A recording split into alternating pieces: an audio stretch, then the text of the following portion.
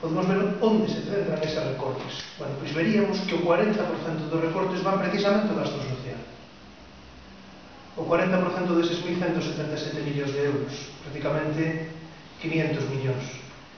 E dentro dese recorte, 157 millóns de euros, que se di rápido, réstanlos a sanidade, a educación.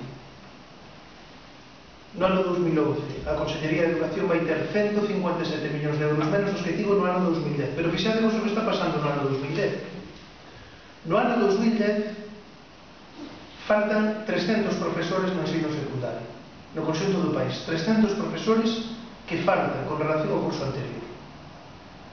Isto ten como consecuencia masificación das aulas, isto ten como consecuencia que os nenos con necesidades educativas especiais enseñan por algún tipo de discapacidade, enseña por viren de fora e non coñeceren a lingua do país, enseña por miles de razóns, ser repetidores, non teñen a atención específica que necesitan, e estamos vendo como a Consellería de Educación e a Xunta en xeral, cando fala de educación, non ve un servizo público, non ve unha demanda social,